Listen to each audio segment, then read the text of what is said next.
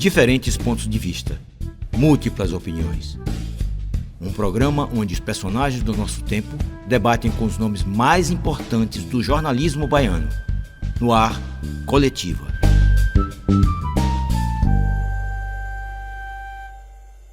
Olá, tudo bem? Está no Amazon Coletiva Eleições. Hoje o nosso entrevistado é o pré-candidato do PSTU, Victor Marinho. Do meu lado, uma bancada aqui diversa. Vamos contar hoje com a presença de Isabela Garrido, ela que é jornalista da TV Rádio Câmara e apresenta o programa Sala de Imprensa. Tudo bom, Isabela? Tudo bom, André? Obrigada pelo convite. É um prazer estar aqui mais uma vez, contribuindo com esses debates que são tão importantes, né, para a nossa sociedade e a gente, mais uma vez, cumprindo a função social da TV Câmara, né? Pois é, Jeremias Silva, ele... Inclusive, temos uma bancada de outros programas coletivos de eleições.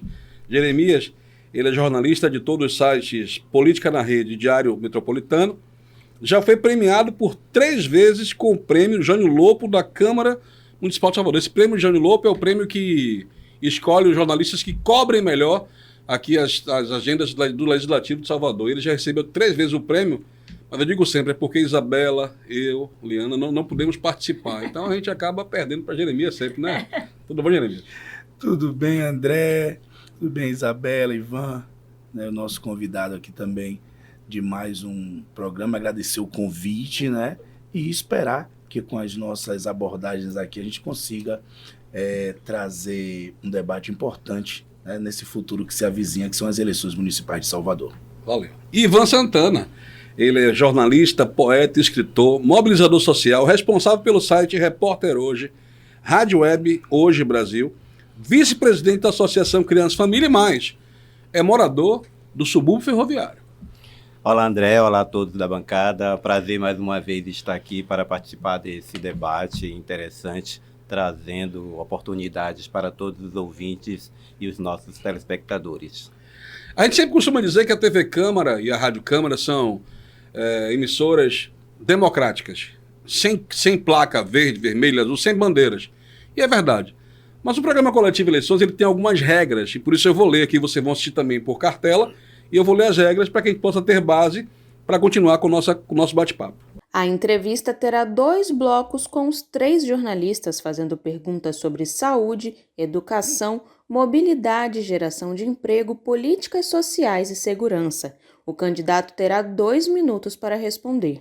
No segundo bloco, além de perguntas temáticas, o entrevistado responderá a perguntas de tema livre e os jornalistas farão questionamentos sobre o que quiserem. O candidato também terá 2 minutos para a resposta. A entrevista será finalizada com as considerações do candidato a prefeito de Salvador. Agora, para a gente conhecer um pouquinho melhor o nosso pré-candidato, a gente vai assistir o perfil de Victor Marinho. Victor Marinho é um jovem de 26 anos lançado pelo PSTU como pré-candidato à Prefeitura de Salvador. Formado em Direito pela UFBA e pesquisador no Laboratório de Estudos e Pesquisas Marxistas, Victor é uma voz ativa no movimento estudantil e no coletivo Rebeldia. Ele defende um projeto socialista para enfrentar os interesses dos ricos e poderosos. E agora eu quero fazer uma pergunta. Como agora que a gente conhece um pouco mais o nosso candidato, o nosso pré-candidato Victor Marinho, eu queria perguntar, Victor, por que você quer ser prefeito de Salvador? Você está em casa, você é advogado trabalhista, aí, né, todo o seu trabalho, seus clientes, sabe de eu quero mais um problema para minha vida, eu quero ser prefeito de Salvador. É mais ou menos assim? Então, a nossa candidatura ela foi proposta pelo partido, né, pelo nosso partido, PSTU, com um objetivo, né, que é o de discutir com a população, conversar com a população sobre os problemas, né, que a própria população de Salvador enfrenta na sua realidade cotidiana. Né? Como você leu aí no meu perfil, a gente tem um diagnóstico de que Salvador é a capital com os piores índices sociais do país. Né? Se você for buscar emprego, renda, desnutrição infantil, né, violência, né, em especial contra a juventude pobre e negra da nossa cidade, os índices colocam sempre Salvador nas piores condições. né? Então, o objetivo da nossa candidatura é discutir, né, esses problemas, apontar a responsabilidade, né, que nós entendemos ser dos governos, né, que governam a serviço da burguesia, a serviço dos grandes capitalistas, né, dos bilionários, como foi colocado, né, e debater com a população a necessidade de uma alternativa socialista, né, que busque resolver as suas necessidades mais sentidas, mais imediatas, né, e não colocar a prefeitura a serviço, né, dos interesses dos ricos. Pronto, agora sim a gente começa com os temas. O nosso primeiro tema é saúde. E eu gostaria de saber do senhor. A gente sabe que Salvador, dos últimos anos para cá, construiu muitas UPAs e equipou muitas UPAs, especialmente nos bairros da cidade, nos bairros periféricos também. Mas, ao que parece, isso não é a solução para o problema da saúde da cidade, porque a gente vê que as filas estão cada vez maiores e uma reclamação muito grande em relação ao atendimento. O senhor, como prefeito de Salvador, o que o senhor faria para resolver o problema da saúde da nossa cidade? Certo.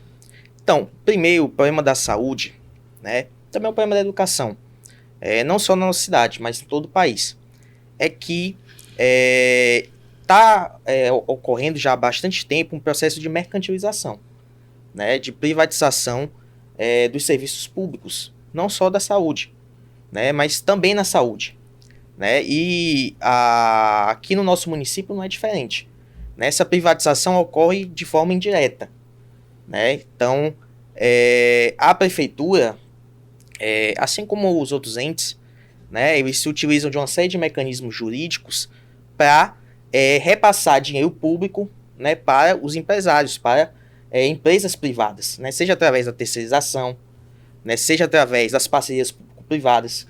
Né, isso faz com que uma parte importante das verbas que deveriam ser destinadas ao serviço público, né, sejam canalizadas para o lucro, né, dessas empresas que gerem os serviços.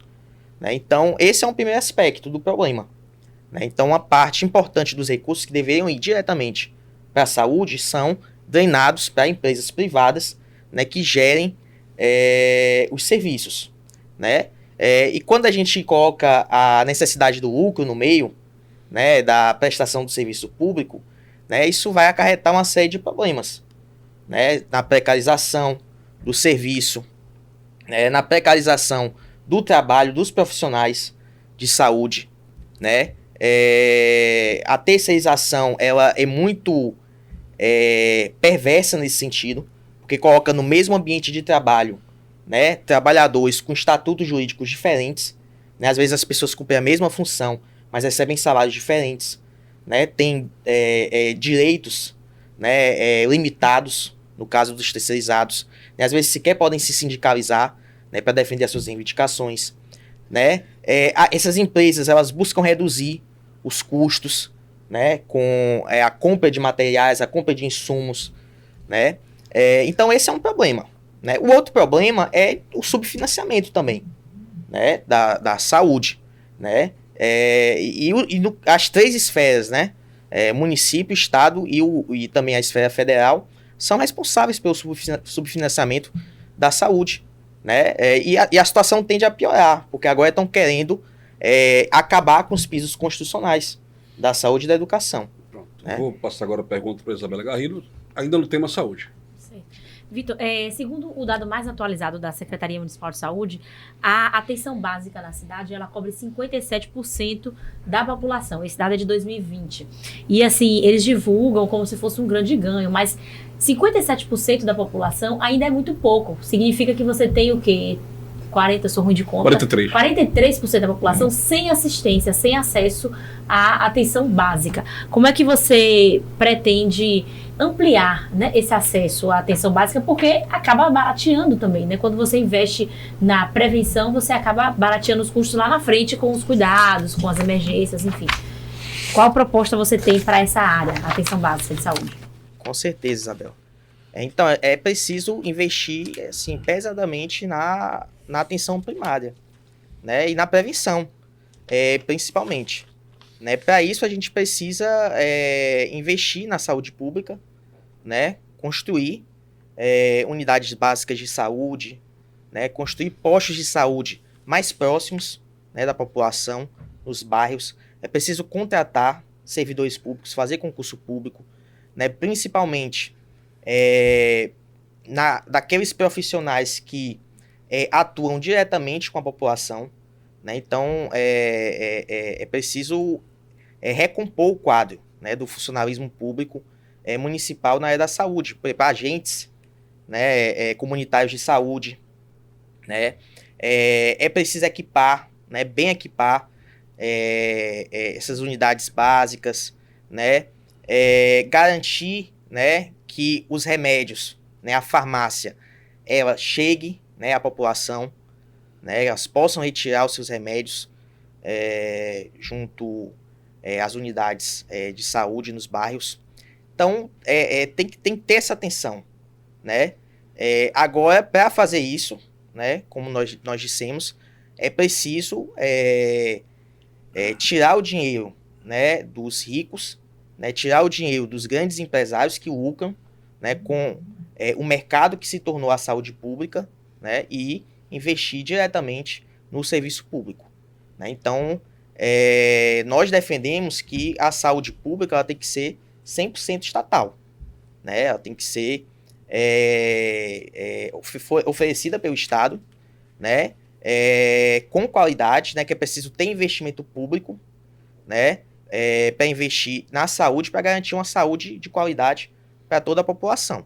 Nós achamos que essa configuração atual, né, de uma saúde dual, né, em que há uma parte da saúde que é pública, né, que é voltada para atender a grande parte da população, inclusive ainda bem que ela existe, né, uma conquista dos trabalhadores, do povo brasileiro, a existência do SUS, né, que foi inclusive conquistado com a redemocratização do país, né, mas a existência também no setor privado, né, de saúde, faz com que você tenha um caráter dual, né? A mesma coisa na educação, você tem uma saúde para os ricos, né, ou para aqueles que podem pagar, né, que não são a maioria da população. A gente sabe os planos de saúde, como eles são caros, né, e cada vez atendem menos, né, as necessidades dos usuários, né, e você tem uma saúde que é voltada para a população mais pobre, que é a saúde pública, que acaba sendo precarizada pelos governos, inclusive também para fazer com que os setores médios da sociedade, né, que podem, às vezes, arcar com plano de saúde, optem, né, por fazer isso, assim enchendo o bolso dos grandes empresários aí dessa área. Antes de Jeremias, eu queria fazer uma pergunta para o senhor. O senhor já precisou, alguma vez, de ser atendido numa UPA, num posto público de saúde? Já várias vezes. Eu só vou para a UPA. Jeremias. Já fui várias vezes na UPA dos Barris, né? Minha mãe também já foi atendida várias vezes, tanto na UPA dos Barris como lá na UPA de Brotas, né? Então, eu não tenho um plano de saúde. Sou usuário do Sistema Único de Saúde. Jeremias. Victor, nós temos em Salvador, assim como em todo o país, uma aceitação vacinal muito baixa. E aí, nesse pós-pandemia, e também de endemias que sempre estão aí na sociedade, né?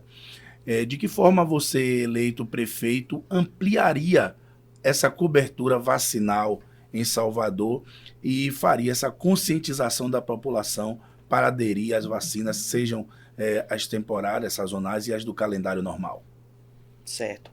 Bom, primeiro é preciso garantir as vacinas.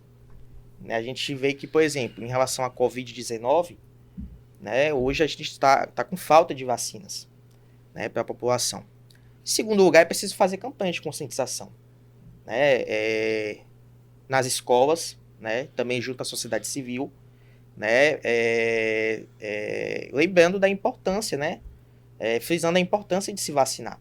Felizmente, nos últimos anos, né, e muito por conta também do discurso, né, anti-vacina, né, que foi propagado aí pelo bolsonarismo, né, que é uma coisa assim terrível, né? Infelizmente, muitas pessoas foram ganhas para esse discurso, né, de que vacina faz mal, né, o que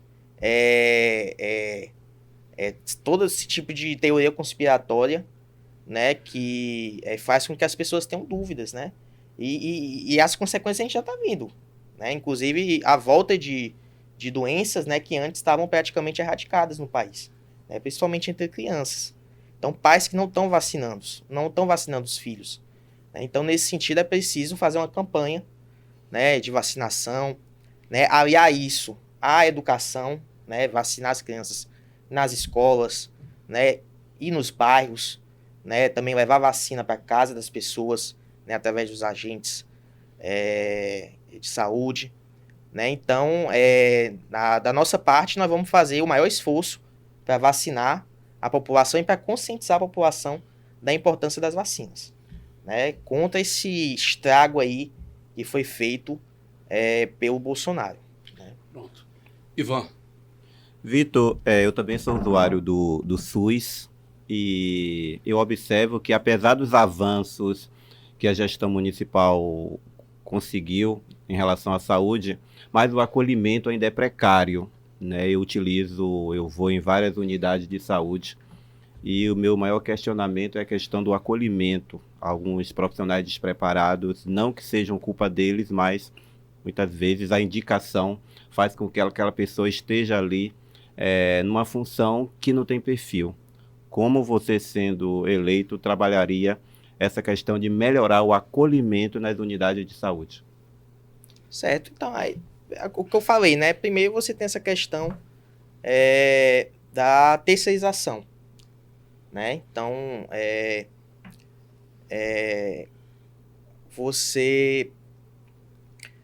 a questão dos funcionários, né?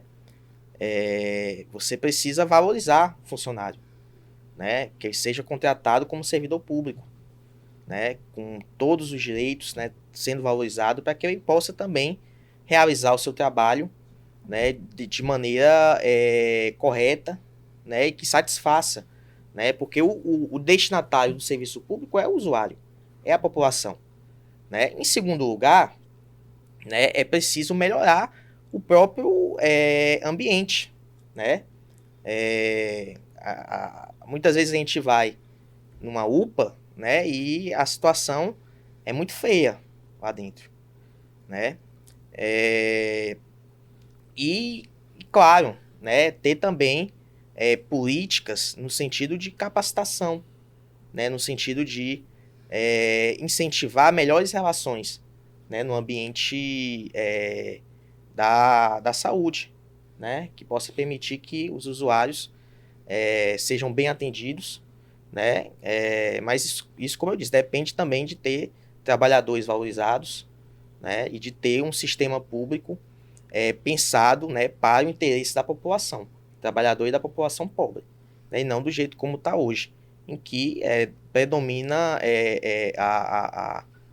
a privatização, né, por meio da terceirização, por meio das parcerias público-privadas. Quando você fala, Vitor, serem tratados como servidores públicos igual, com os mesmos direitos do servidor público, você pensa em ampliar o quadro, fazendo Sim. concursos públicos ou aumentando a quantidade de renda e terceirizando e dando o mesmo tratamento que o servidor público? Não entendi. Não, nós defendemos o concurso público, né? Nós defendemos a ampliação do quadro de funcionários, né, através da realização do concurso público, com a incorporação, né, dos trabalhadores que já realizam, né, as suas funções também como terceirizados ou como renda, porque a gente é contra a terceirização, mas não somos contra os trabalhadores que estão lá e nem queremos a demissão deles, né? A gente vai buscar, evidentemente, mecanismos para que esses trabalhadores que já realizam as suas funções, né, muitas vezes há anos, né, muitos anos, possam continuar realizando seus trabalhos como servidores públicos concursados, né? E assim tendo igualdade de direitos, né, tendo acesso a todos os direitos que são garantidos a um servidor público, né, e que hoje, infelizmente, são negados a uma parcela da classe trabalhadora. Eu posso passar para outro tema? Alguém ainda quer fazer alguma coisa sobre saúde? Eu queria só que você explicasse um pouquinho mais isso, porque assim, como é que você vai garantir um status de servidor público para um funcionário terceirizado?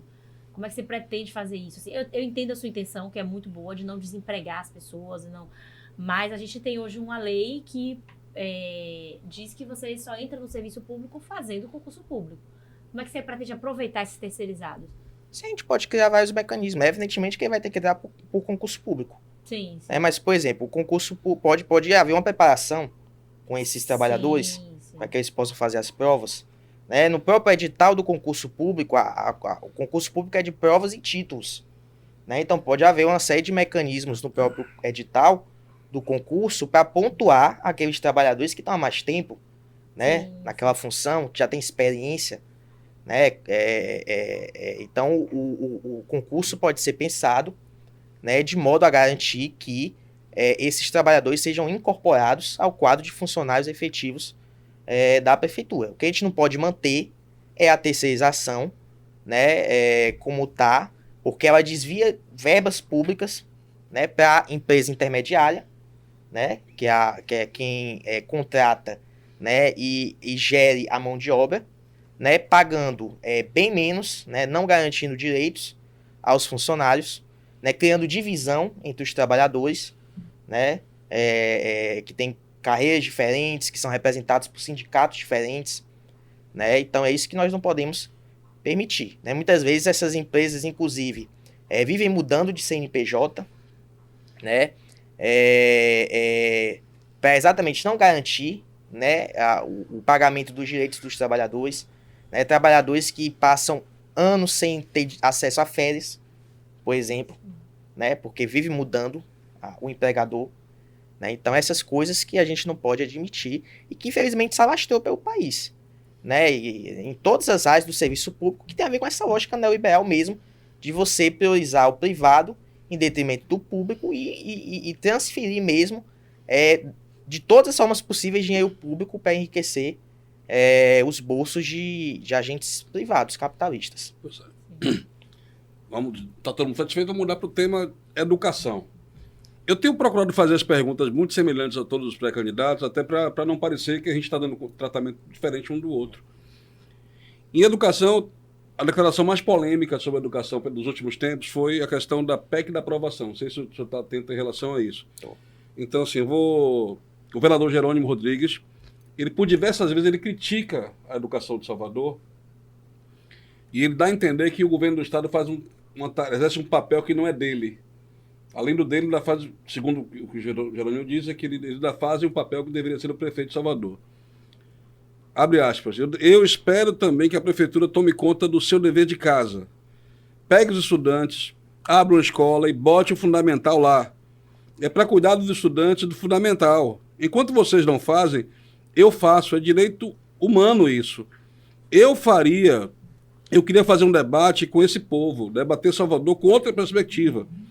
Ele está puxando o debate para baixo, não vai ter debate para baixo. Então, talvez em algum momento, né, que Jerônimo confrontou o Bruno em relação a isso, mas ao mesmo tempo ele declara que existe uma PEC do governo do estado em que todos os alunos devem ser aprovados. Não deve haver reprovação no ensino do estado.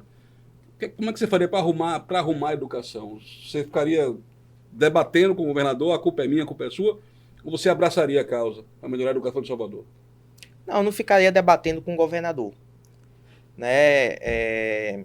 O governador ele tem razão no sentido de que a educação básica, né, incluindo o ensino fundamental, ele é responsabilidade assim, prioritária do município. Né? Ainda que, de maneira suplementar, o Estado também possa prover, né, um ensino fundamental também para os estudantes. Né? Agora, qual é o problema? O problema é que é o sujo falando do mal lavado. Né? Porque se você for pegar a realidade da pior escola municipal e da pior escola estadual, para o estudante que estuda na pior escola municipal e para o estudante que estuda na pior escola estadual, não tem importância saber se é o estado ou se é o município que está administrando a escola. Né? Da mesma forma para o profissional que trabalha lá. Né? Porque se você for ver, estado e município não pagam piso da educação aos seus trabalhadores. Quem denuncia isso são os próprios profissionais da educação, os próprios trabalhadores. Né? Aprovação automática, que você falou. o governador deu aquela declaração a favor da aprovação automática, né, que foi repudiada pelos docentes, né, pelos professores, mas isso também é feito no município, né?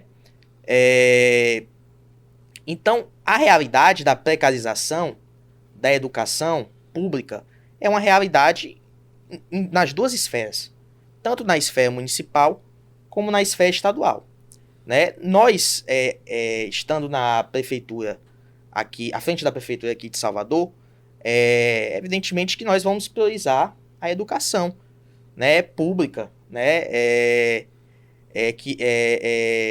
em sua plenitude, né, tanto a educação infantil, né, como também o ensino fundamental, né, 1 e 2, né. Por exemplo, nós achamos que o prefeito de Salvador, né, ele tem uma responsabilidade muito grande, por exemplo, no fechamento de escolas, né, no fechamento de turmas. A gente teve, por exemplo, no âmbito da EJA, né, teve o fechamento de mais de 40 turmas, né, e precisou o Ministério Público Estadual da Bahia, né, chamar a atenção da prefeitura e firmar um TAC, um termo de ajustamento de conduta, para que essas turmas fossem reabertas, né, e você vê a gravidade disso, porque você fecha 40 turmas de EJA, né, e saiu agora recentemente o censo de 2022 do IBGE, né, que saiu agora, que diz que Salvador é a capital com maiores taxas de analfabetismo, né, assim, em termos absolutos, né, são quase 70 mil pessoas, né, de Salvador que são analfabetas, né, e como é que você fecha turma dizendo que não tem demanda? Quer dizer, não tem demanda? Será que não tem mesmo? Né? Porque pelos relatos que a gente tem acesso, tem sim demanda, né? Mas também tem que ter, será que a prefeitura está cumprindo o seu papel de incentivar, né, a população, né, para superar essa chaga social que é o analfabetismo? Pronto. Isabela. Eu queria que você falasse um pouco, Vitor, sobre... Porque assim, a educação era uma cadeia de problemas, né, atualmente, a educação no município. O que você acha que é assim, um ponto crucial da educação que você precisa mexer, que precisa ser mexido? Qual é o maior problema que precisa ser resolvido inicialmente para depois você ir tratando dos outros? Pronto. Primeira coisa, né? A educação do município, né? A gente tem que garantir a universalização da educação, né? A gente sabe que, por exemplo, na educação infantil e no ensino fundamental, né, os índices são quase universais, né, mas quando vai se aproximando das séries finais da educação infantil, né, da educação do ensino fundamental, desculpa, e entrando no ensino médio, né, você começa a ver uma queda brusca, né, no índice de escolarização, né, por conta da pressão, né, que se exerce sobre a juventude para que consiga um emprego, né, possa ajudar suas famílias e, consequentemente, abandone o estudo. Por outro lado, quando a gente fala de creche, né, que está na educação infantil, a gente tem uma ausência muito grande de vagas, né, falta muitas vagas, né, inclusive a prefeitura ela tem que comprar, né, vagas em instituições privadas, né, para atender uma parte da demanda, né, porque falta creche, né. Então, eu acho que em relação à educação, a gente tem que garantir a universalização, né, e para isso a gente precisa construir, né, creche, né, precisa construir escola, né, precisa abrir turma no turno noturno, por exemplo, né, para atender o pessoal da EJA, né. A gente precisa valorizar o profissional da educação básica, né? A gente precisa contratar professores, né? Inclusive em relação à educação especial, né? Que precisa também de uma atenção. Então essa combinação, né? Contratar profissionais, valorizar o trabalho da educação, né, investir em educação, reformar as escolas, né, tornar as escolas um ambiente em que os alunos gostem de estar, né? Que tenha possibilidade do aluno praticar um esporte, né? Que tenha possibilidade do aluno se desenvolver nas mais variadas dimensões, né? Não só o ensino formal, né? Dos conteúdos aí, das disciplinas obrigatórias, né? Mas também no sentido da arte, né? No sentido do lazer, do esporte, né? Para que a escola seja um ambiente saudável para que os estudantes possam se desenvolver. Então, acho que é basicamente isso, né? Valorização dos profissionais, né? E investimento também na educação pública, né? Na educação pública. Jeremias. Victor, essa ambiência escolar que você fala, de que forma ela ficará literalmente saudável e inclusiva justamente nessas séries iniciais na educação especial, que a gente vê que tem um hiato aí, né, a ser trabalhado justamente por conta dessa nova configuração onde os pais e responsáveis conseguem identificar, por exemplo, os filhos com o transtorno do espectro autista, por exemplo, e outras deficiências. Sim, exatamente. Então, é isso que eu falei. A gente precisa investir, né, em profissionais, né, que possam atender às necessidades dessas crianças. Né? A gente sabe que uma criança que está no espectro autista, ela precisa de atenções especiais. Né? E muitas vezes você tem um professor para uma sala, né, com 20, né, 30 alunos, né, isso, né, quando a gente não vê salas com números maiores, né, ele não consegue dar essa atenção particular a cada estudante. Então é preciso que a gente tenha concurso, né, que a gente aumente o quadro de professores e mais, que a gente capacite esses professores, né, que tenha concurso para a área da educação especial, mas que a gente também faça capacitações com os professores que já estão no quadro, né, da prefeitura, né, e aí se utilizando de toda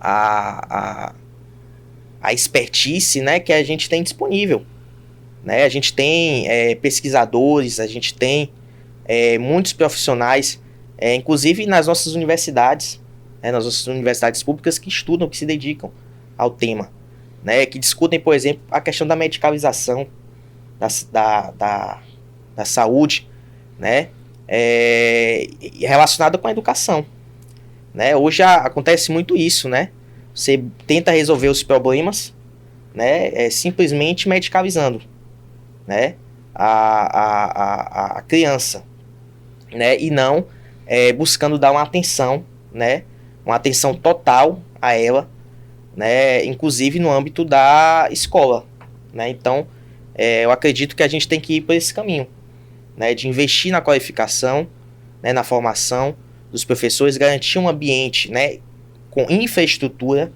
né, para atender essas crianças, né, reduzir o número de alunos por turma, isso vai demandar contratação de professores, né, e investir também no atendimento dos estudantes, que vai além também apenas da educação, né, mas integrar a escola com outros serviços, né, com serviços de saúde, né, com serviços, por exemplo, serviço odontológico, né, serviços de saúde, para dar um atendimento integral às crianças, né, e também à família. Né. Ivan. Vitor, você falou aí sobre a carência de vagas, né, construção de mais creches. A gente sabe que geograficamente Salvador é uma cidade complicada para se conseguir um terreno para construir. A gente sabe também que a manutenção de uma creche com alimentação, com todos os profissionais que você mesmo cita, que tem que estar lá capacitado, isso também tem um custo. Como você faria isso? Como você conseguiria construir mais creches, disponibilizar mais vagas com profissionais altamente capacitados? Como seria isso dentro da sua gestão diante das dificuldades que você certamente enfrentaria? Pronto. Bom, primeiro assim, dinheiro, né, recursos, a prefeitura tem muito, né. Salvador é uma cidade muito rica, que arrecada bastante, né? Fora o que vem também de recursos federais, né? Por meio do Fundeb, né? Então, você pergunta sobre a questão de onde construir, né? A gente sabe que a prefeitura mesmo, ela tem muito terreno, né, público, né? Que inclusive uma parte deles estão sendo colocados à venda, né? A gente viu aí essa história aí da desafetação, né, de terrenos públicos. Para quem? Para o grande capital, né? Mas a prefeitura tem terrenos públicos, né? A gente tem também muitos terrenos que não cumprem função social, né? Que estão aí parados, né? Servindo à especulação. Então, local para construir, para realizar obras públicas, né, que sejam úteis à população, tem, né? E recursos também, né? Agora vai depender, né, de como esses recursos são utilizados, né? Se esses recursos que a prefeitura tem são utilizados para beneficiar a população, para beneficiar os trabalhadores, ou então para atender a sanha aí dos grandes empresários. Um outro exemplo que eu quero dar também, que eu acho importante, né, de onde conseguir recursos, as isenções, né, que a prefeitura dá aos grandes empresários, né, que devem ser revistas, né, porque o trabalhador, ele paga muitos impostos, né, ele está toda a sua vida pagando impostos, né, tudo que ele consome tem impostos, né, e os grandes empresários, os grandes capitalistas são os que mais são beneficiados com isenções, né, tudo eles têm isenção, né, às vezes os caras têm terrenos gigantescos, devem, né, IPTU à prefeitura, né, na casa aí de dezenas de milhares, às vezes milhões, né, de muitos anos, né, e não pagam esses impostos, e eu acho que nós temos sim que cobrar, né, cobrar o pagamento desses impostos, inclusive na forma de dação em pagamento, né, se o cara está devendo à prefeitura, IPTU, né, a gente pode cobrar o IPTU que ele deve, né, recuperando uma parte do terreno, né, proporcionalmente à dívida que ele tem, para que a gente possa construir escola, creche, posto de saúde nesses terrenos. Pois a gente sabe que TV e rádio, o tempo é corrido, a gente vai fazer um breve intervalo. Vamos ali, voltamos já já. Você não perde aí nem um segundo a programação da TV Câmara e da Rádio Câmara. São as melhores programações para você. Lembrar que nós vamos tratar de alguns assuntos no próximo bloco. Vamos falar sobre mobilidade, geração de emprego e renda, políticas sociais e segurança. Tudo isso e muito mais. Olha, vamos tentar fazer milagre aqui nesse programa, tá bom? Não muda o canal, não, é rapidinho.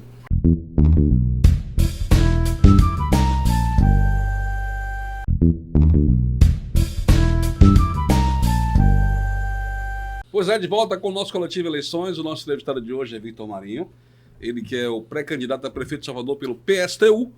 Aqui conosco na bancada, Isabela, Jeremias e Ivan. A gente fez várias perguntas no primeiro bloco. A vantagem da gente reprisar os programas na rádio da TV Câmara é que você pode assistir de novo, você que não assistiu. Mas a gente falou sobre educação, falamos também, né, sobre saúde, e agora vamos seguir as perguntas dos temas aqui. O nosso tema é mobilidade urbana. Olha que eu perguntei a você se você posso chamar de você, né? Claro. Se você usava o serviço público de saúde, você respondeu que sim. Isabela, chega a abrir um sorriso quando você falou que sei lá, né? Eu vou te perguntar se você pega abuso daqui a pouquinho, né? A gente sabe que se locomover nas grandes cidades é um problema absurdo. Eu não vou comparar Salvador com São Paulo, apesar de muita gente falar bem de São Paulo. São Paulo é uma cidade maravilhosa, que os trens e os metrôs, enfim. Uma cidade também, São Paulo também é uma cidade que a pessoa sai de casa 4 horas antes do seu compromisso. Fica 4 horas no trânsito. Então, eu não sei se a cidade dessa é boa. Salvador, nos últimos anos, passou por uma série de reformas e transformações, né? Em alguns momentos, a cidade inteira parecia um canteiro de obras. Viadutos, rodovias, né? Mudanças e mudanças. Até a rodoviária vai sair daqui, né? Ninguém imaginou que a rodoviária ia sair, ela vai sair andando, né? E vai para Águas Claras, enfim. Os trens do subúrbio não existem mais. Eu acho que esse é um problema, talvez para mim, um problema sério e irremediável, ainda que algum dia o VLT chegue, que eu não sei se vai chegar, Ainda assim, eu choro pelos trens do subúrbio. Eu acho que não deviam sair de lá. Mas o certo é que hoje é metrô, temos uma expressão nova que Fábio Mota, que agora é presidente do Vitória, falava muito na época que ele era secretário, que é a questão da integração, isso aí todo mundo fala. Mas o certo é que nada disso resolve o problema de mobilidade do cidadão soteropolitano. O que é que o senhor pensa fazer em relação a isso? Pronto. Então, o primeiro problema que a população sente, né, quando coloca o pé para entrar dentro do ônibus, é o preço da tarifa, né, que é muito caro, né, para a realidade da população de Salvador. Nós temos a tarifa mais cara do Nordeste, né, e é uma das mais caras do país, né, tá 5,20, né, e numa situação em que 15% da população está desempregada, né, que nós temos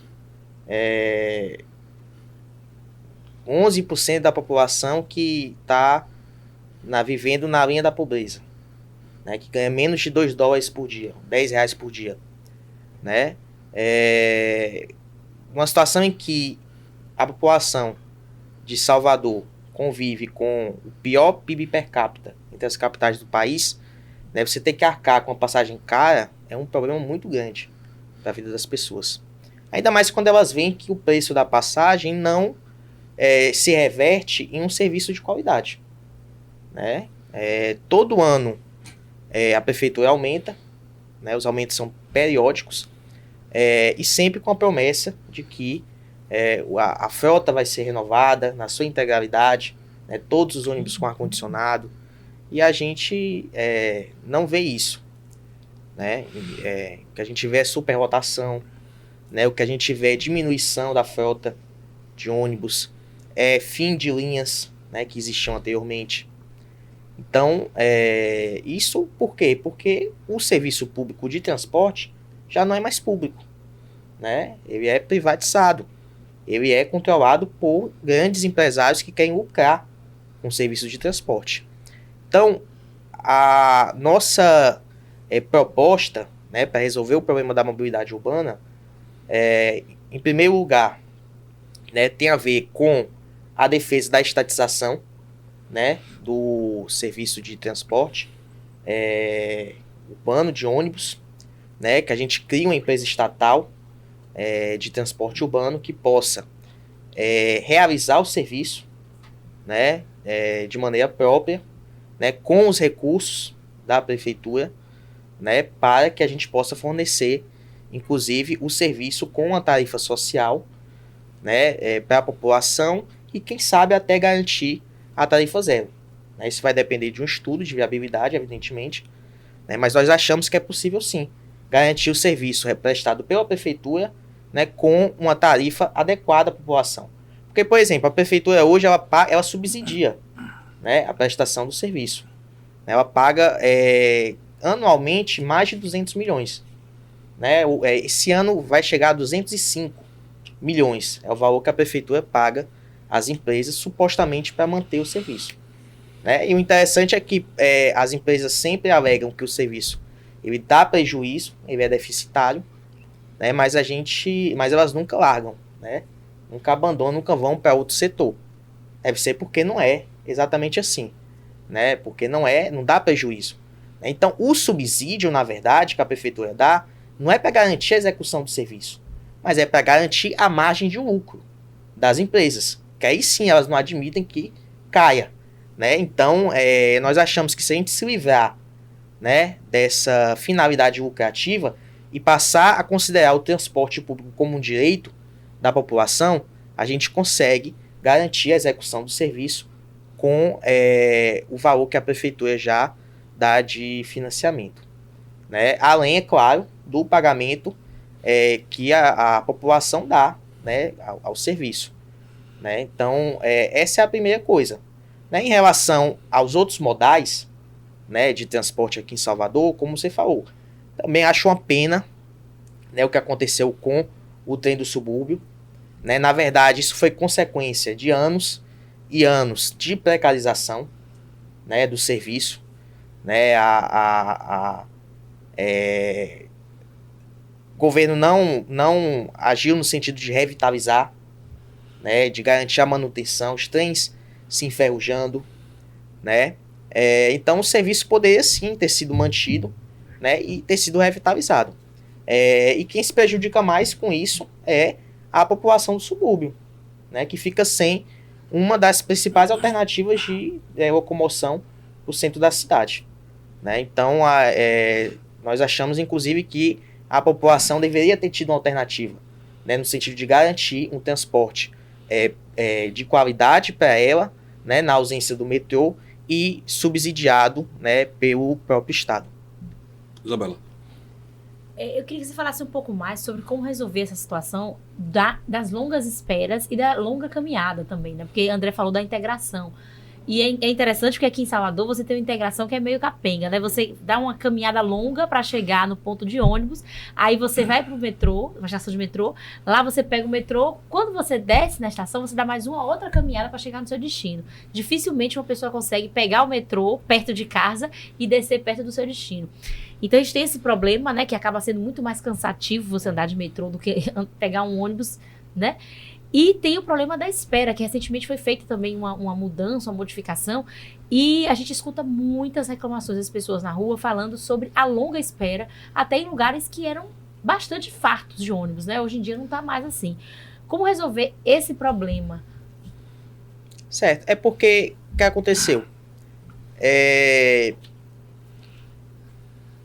Com o metrô, né, e com a política de integração, né, e sem dúvida o metrô foi muito importante, né? A gente tem o metrô hoje em Salvador, né? Mas com a política de integração, o que a prefeitura foi fazendo foi acabar com determinadas linhas, né, que já existiam, diminuir, né, ou melhor, aumentar o tempo, né, entre os ônibus, ou seja, diminuir a frota, né? Com o argumento da integração. Isso foi feito também com o BRT, né? Então, você cria novos modais, né, que deveriam servir para melhorar, né, a mobilidade urbana da cidade, né, dar mais alternativas para as pessoas poderem se locomover, né? Isso acaba não acontecendo porque você enfraquece o outro modal que já existe. Que é o principal. Que é o principal, que é o que as pessoas mais utilizam, que é o ônibus, né? Então, você acaba fazendo com que os outros modais que iam para desafogar, né, na verdade, eles fiquem superlotados, né? Hoje, você andar de metrô em Salvador em horário de pico é uma luta, né? Então, o que a gente tem que fazer? Primeiro, toda a frota de ônibus de Salvador ela tem que rodar, né? Isso não está acontecendo hoje, né? Os empresários, as empresas, elas preferem deixar uma parte da frota de ônibus na garagem, parada, né, para assim poder aumentar os seus lucros, né, ter uma redução dos custos de operação e que os usuários paguem, né, para estar no ônibus superlotado e assim elas consigam obter mais lucro. Então é preciso botar toda a frota para rodar, né, e é preciso, você colocou uma questão importante, é preciso integrar, né, de fato, né, o modal rodoviário com o metrô, né, fazendo com que as pessoas possam, né, fazer integração nas estações de metrô, porque hoje algumas estações têm, de fato, integração, né, a Estação da Lapa, né, o Acesso Norte, né, mas a maioria das estações, porque também tem a forma como o metrô foi pensado, né, foi construído, né, que boa parte das estações do metrô são para atender os shoppings de Salvador, né, eu tenho uma estação na frente de cada shopping, e não necessariamente atender a população, né, dos entornos ali, né, dos bairros da região, né, então realmente existe esse problema de locomoção entre o metrô e o ponto de ônibus. Então a prefeitura tem que agir para resolver isso. Jeremias. Victor, Isabela foi bem feliz quando falou sobre a questão dos grandes deslocamentos feitos a pé, né? Isso após o desembarque nas estações ou nos pontos de ônibus. Eu vou muito mais além. Como inserir o literalmente principal modal de Salvador hoje, que é o transporte a pé. As pessoas estão, mesmo aquelas inseridas no mercado formal de trabalho, caminhando literalmente para chegar aos seus destinos. De que forma trazer essas pessoas que acabam decidindo pelo alimento ou pelo transporte de volta para os demais modais? Certo. Jeremias, veja, isso é uma demonstração do ponto em que nós chegamos, né? E de como o capitalismo ele coloca o lucro, né, acima das necessidades das pessoas, né? Veja, o transporte, na nossa visão, ele deve ser considerado um direito, né? Da mesma forma que a educação, que a saúde, né, que deve ser garantido pelo Estado, né? As pessoas têm que ter o direito de se locomover, né? E não é só para ir para o trabalho, né? As pessoas têm que ter o direito de se locomover para viverem, né? Para ter direito a lazer, para ter direito à cultura, né? E hoje uma pessoa não poder pegar um ônibus porque a tarifa é cara, né? E porque ela vive contando centavos, né? E tem que escolher entre comer e se transportar. Isso é a prova de que esse sistema que a gente vive ele tem algo de muito errado. É um sistema decadente. É um sistema que não consegue possibilitar às pessoas, né, em particular os trabalhadores, que são quem constrói a riqueza da nossa sociedade, o mínimo para viver dignamente. Né? Então, a nossa proposta de um transporte como direito e não como mercadoria vai nesse sentido. Né? A gente quer garantir a tarifa zero no transporte público, né? Eu disse aqui que a gente precisa, evidentemente, ter estudos de viabilidade, né? Ver como é que vai ser o financiamento, né, desse transporte com a tarifa zero. Né? Evidentemente que aqueles que não podem arcar com o pagamento de um transporte público, eles devem ter a garantia da isenção, né, do valor da tarifa. Né? A prefeitura ela tem que garantir a todos aqueles que não têm condições, né, de arcar com o transporte público que estejam isentos, né, que possam acessar o transporte público, né, de maneira gratuita para que possam ir aos seus trabalhos, né, e também, né, fazer as suas coisas, né, lazer e tudo mais. Né? Então, assim, no movimento estudantil, a gente sempre defendeu, por exemplo, passe livre para estudantes e para desempregados. Né? Porque a gente sempre buscou aliar a necessidade dos estudantes à necessidade dos trabalhadores. Né? E o cara que está desempregado, sem ter direito de acessar o transporte público, não consegue sequer procurar emprego. Né? Mas é isso. Né? Hoje se avançou muito no debate da tarifa zero. A gente está querendo embarcar nessa proposta, né? Tarifa zero para toda a população, transporte como direito, né? E como medida transitória, né? Até a tarifa zero, né? Redução da tarifa social para o conjunto da população e isenção àqueles que não podem arcar com a tarifa de transporte público em Salvador. Ivan. Pegando o gancho aí da sua fala em relação à tarifa zero, aqui vai uma provocação, porque a gente, conversando com o atual prefeito, ele disse que ele é a favor sim da tarifa zero, mas ele fez um questionamento: quem vai pagar a conta e quem disser que tem subsídio está mentindo. Então a provocação como colocar a tarifa zero, implantar a tarifa zero aqui em Salvador, e quem vai pagar essa conta? Como seria isso? Certo, Ivan. Então assim, para ele nunca vai ser possível garantir uma tarifa zero. Porque ele defende não é o interesse da população, dos usuários. Ele defende o interesse dos capitalistas, dos grandes empresários que dominam, né, o sistema de transportes aqui em Salvador. Então, para ele, isso sequer é imaginável. Né? Eu pergunto para ele por que as empresas, juntamente com a prefeitura, não abrem as contas. Né? Que isso é uma coisa obscura, não é claro, né? Porque eles sempre dizem que os grandes empresários dos transportes, eles sempre dizem, né, que estão tendo prejuízo e que não conseguem dar conta da execução do serviço público, que é sempre deficitário, né, que eles estão perdendo dinheiro e tal. Então eles precisam abrir as contas, né? Primeiro porque se trata de um serviço público, de interesse público, né? Segundo porque é um monopólio, né? Não tem concorrência. Então não tem por que ter segredo comercial. Eles podem muito bem abrir as contas e demonstrar. E aí eles demonstrando, a gente vai poder saber se de fato é viável ou não garantir a tarifa zero. Qual é o custo operacional?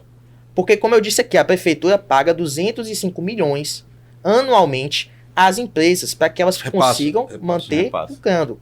Exato, repassa 205 milhões. Né? Então é preciso saber qual é o custo operacional. Porque, como eu disse, o problema é que esse subsídio ele visa garantir o lucro das empresas, manter a taxa de lucro, né? E não necessariamente garantir a execução do serviço. Se a gente tira o lucro das empresas da equação, né, talvez seja possível garantir, inclusive a tarifa zero, com o subsídio que é dado hoje pela prefeitura. Mas como as empresas iriam se manter sem esse lucro, sem esse retorno? Como seria isso para as empresas? Qual seria a sua proposta com esses empresários, então? Eu defendo a estatização do serviço público, né? Porque, inclusive, é uma concessão. Uhum. Né? O serviço público... De concessão privada. É um serviço público, né, em que é uma concessão, é executado por uma empresa privada, né? Então é preciso rever todos esses contratos, né? Inclusive as licitações, né, que foram realizadas, né, as condições em que foram realizados. Eu acredito que a prefeitura ela deve tomar para si novamente, né, reprimarizar, né, a execução desse serviço, que ela pode fazer, em outras prefeituras o fazem. Né? A tarifa zero também é uma realidade em outras cidades pelo país, inclusive também em outras cidades pelo mundo. Né? Eu acho que é perfeitamente possível a prefeitura assumir, criar uma empresa pública municipal, né, que assuma a execução do serviço. A gente não precisa dessas empresas. Né? Não precisa. Você diz assim, qual é a justificativa para ter uma empresa privada intermediando? É evidente que se tem uma empresa privada, se tem um capitalista, né, que investe capital num negócio, ele espera ter algum lucro, ter algum retorno para isso. Né? Só que quando a gente está falando de um serviço público, né, o lucro, muitas vezes, né, impede a execução de um serviço de qualidade e barato para a população. Porque você precisa tirar de algum canto para você obter esse lucro que você tanto almeja. Vamos falar de geração de emprego ainda? Vamos lá. A gente sabe que Salvador é conhecida mundialmente como a capital do carnaval, né? Fazemos a maior festa popular do planeta Terra. É assim que a gente é conhecido. E a gente sabe também que no carnaval a gente consegue vagas de empregos temporários, a cidade cresce, o capital entra.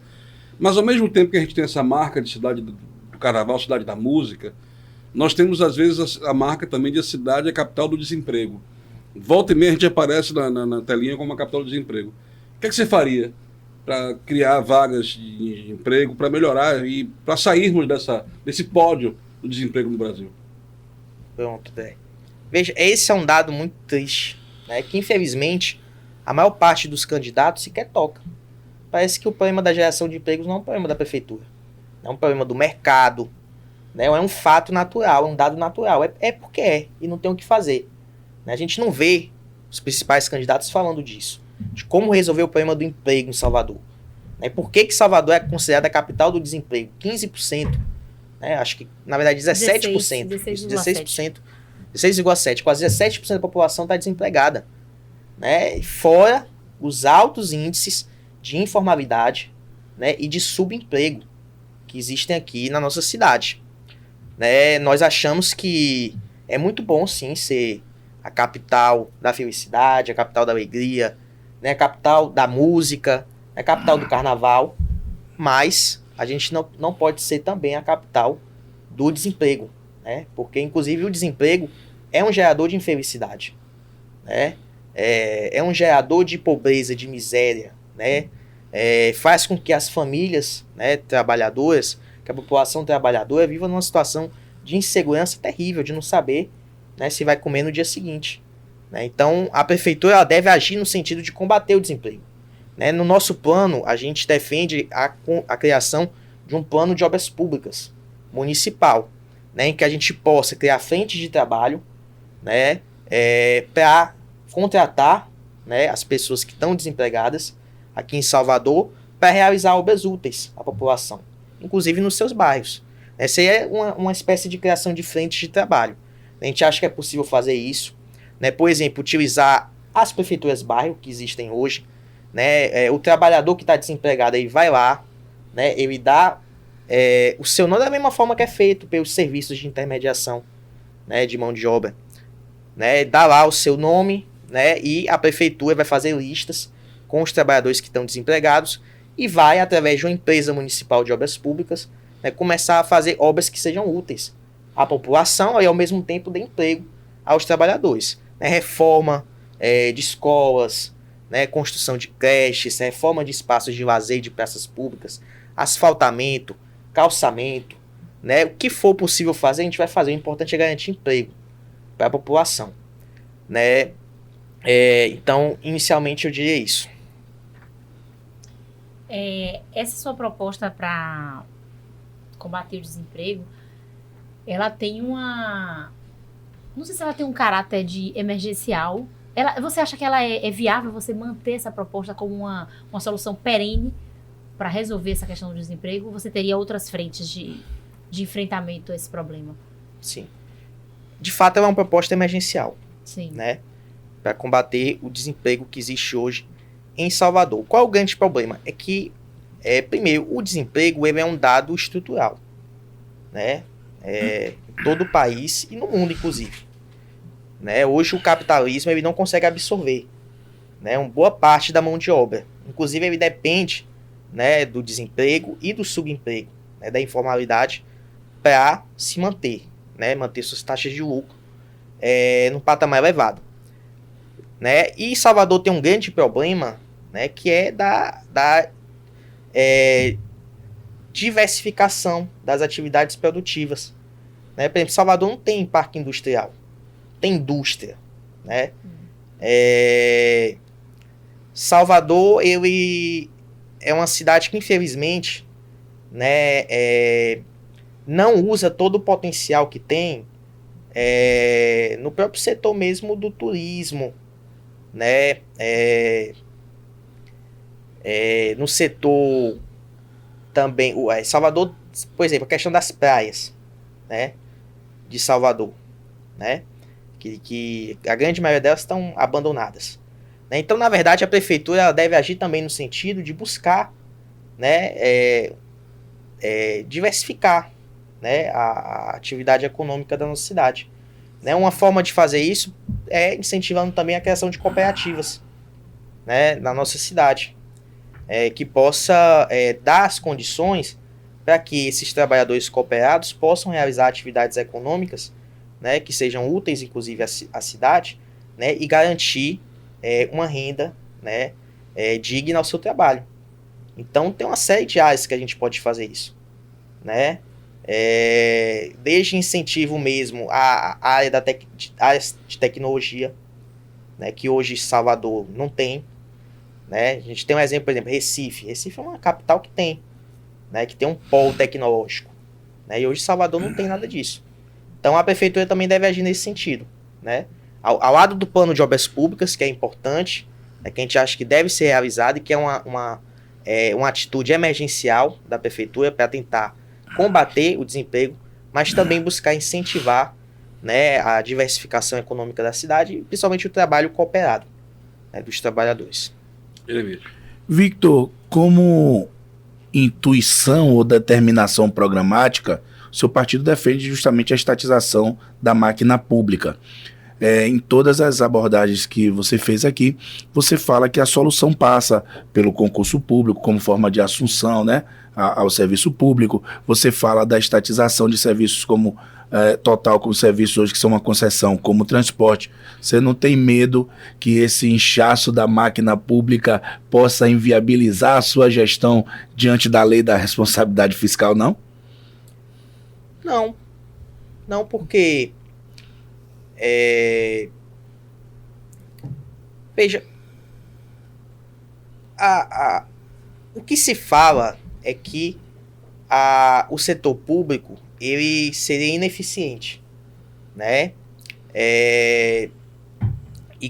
Ou então que ele propiciaria a corrupção, né, dos agentes públicos, né, dos funcionários públicos, né, que tem que lidar ali com os recursos públicos, né? E a solução que se dá, né, pelo neoliberalismo, pelo capitalismo, é exatamente a privatização.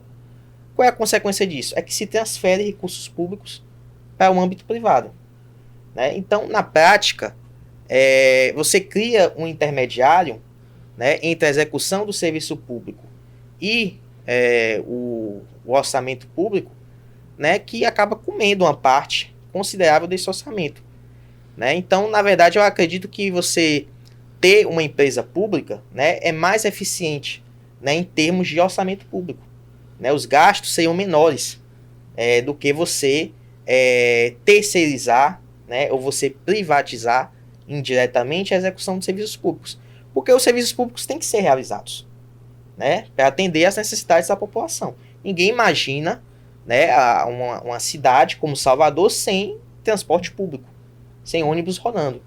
Da mesma forma que ninguém imagina Salvador sem uma rede de saúde pública, né, ou da educação pública, né, mas todo mundo, pelo menos assim, o senso comum, né, admite que esses serviços estejam privatizados, né, e não vê que a privatização é um motor, é uma causa também da precarização desse serviço.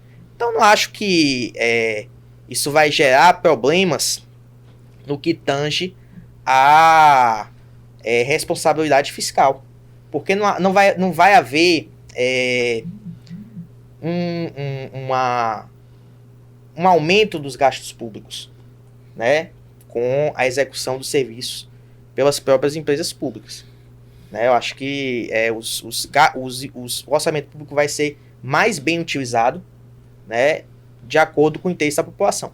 E outra coisa para concluir, né, a gente defende a estatização, mas a gente defende que essa estatização ela seja acompanhada do controle, né, da execução do serviço pela população trabalhadora. Então a gente sempre fala em estatização sob controle dos trabalhadores, porque não é só estatizar, né, que a gente defende a estatização para quebrar com essa lógica da mercantilização, né, do interesse privado sobre o serviço público.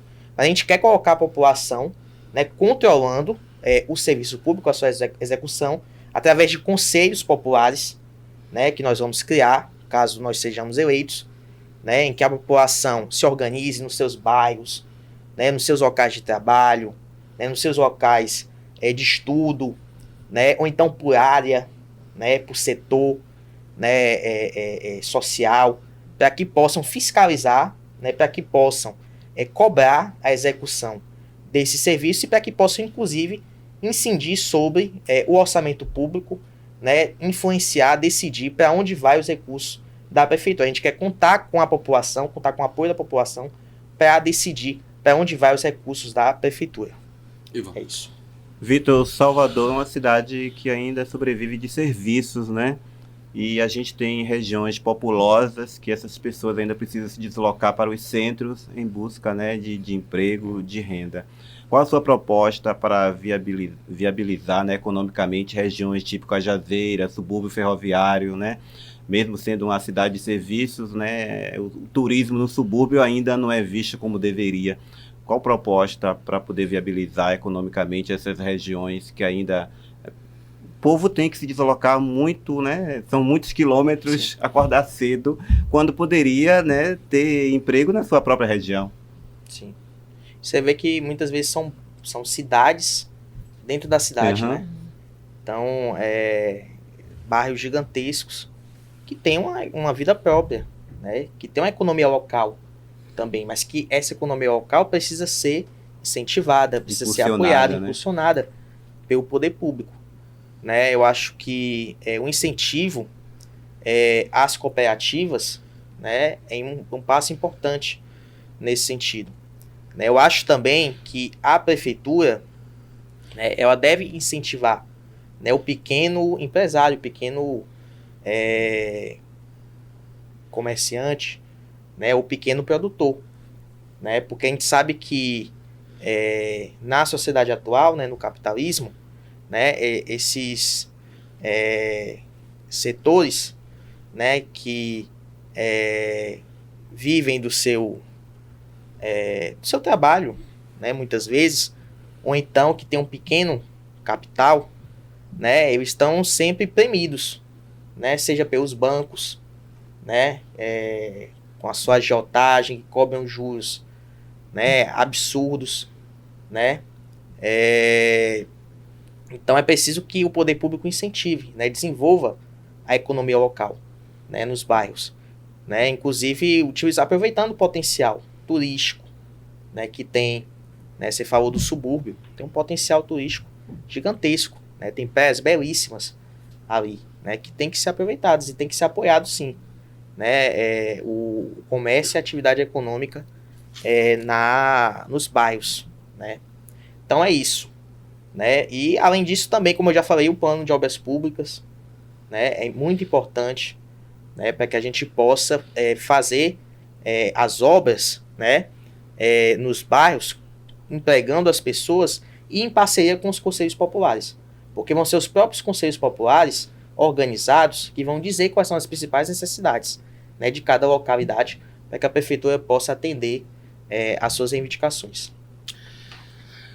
Pois é, daqui a pouco a gente volta de um intervalo rapidinho lá, a gente vai falar sobre alguns assuntos no terceiro bloco, e são eles políticas sociais de segurança. E lembrar que muita gente não sabe ainda quantos pré-candidatos concorrerão à Prefeitura de Salvador. É comum você perguntar, acha-se que só tem 2 candidatos, eu não vou dizer o nome aqui por questões óbvias, mas a intenção do programa coletivo da TV Câmara e da Rádio Câmara é trazer todos os pré-candidatos para mostrar para quem está em casa, né, quem são eles e quais são as suas propostas.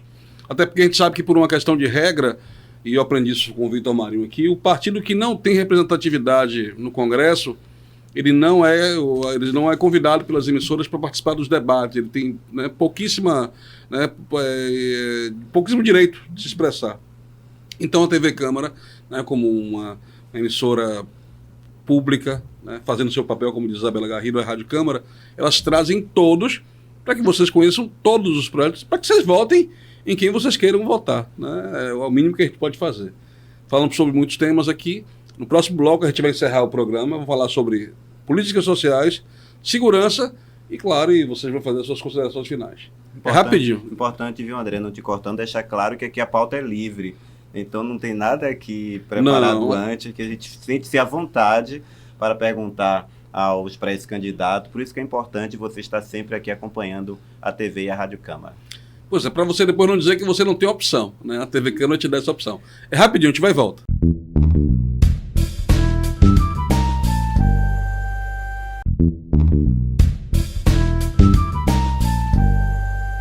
De volta com o terceiro bloco do seu programa Coletivo Eleições, o nosso entrevistado é o candidato Vitor Marinho. Ele é o pré-candidato do PSTU. Eu queria que você dá um foco aqui. Quem está? É Flávio que está com o Victor? Você está com um broche gigante no peito. Um adesivo aqui do PSTU. Vitor, PSTU, o que dá tem aí? Visibilidade. Socialista e revolucionário. E revolucionário. Isso. Pois é, você que não conhecia o PSTU, você está aqui, ó, tendo a oportunidade de estar vendo a pessoa de Vitor Marinho. E lembrar que ele é advogado, ele é formado pela UFBA, né, estudou em colégio público, da Faculdade Pública Federal. E coisas mais sobre Vitor a gente está tratando aqui no programa. Você vai assistir o programa em outro momento, se você não pegou o programa inteiro. Mas esse é o terceiro bloco. A gente vai falar agora sobre políticas sociais e também segurança, né? A gente, quem mora em Salvador, especialmente nós que trabalhamos no centro, eu sei que não é uma virtude, se é que posso chamar de virtude, nem privilégio de quem trabalha ou mora no centro. A cidade toda está repleta de população de rua, mas especialmente nós que estamos por aqui, que rodamos por aqui, a gente vê muita população de rua. Quem passa por aquele viaduto do Politeama, né? Deixando ali aquela região do São Raimundo, subindo em direção à SSP, né? E aos Barris, e percebe que aquele viaduto ali do Politeama inteiro, ele hoje é moradia de famílias inteiras, né? Fogão, cozinha, colchão. E parece que as pessoas Algumas pessoas resolveram não passar mais por ali, né? População, quem mora ali não tem medo, porque a princípio a gente fica com medo, né? Não existe a questão, tem uma relação tranquila, sabe que não são pessoas do mal, né? São população de rua carente, precisam. Mas, ao que parece, Salvador está se acostumou a conviver com isso, né?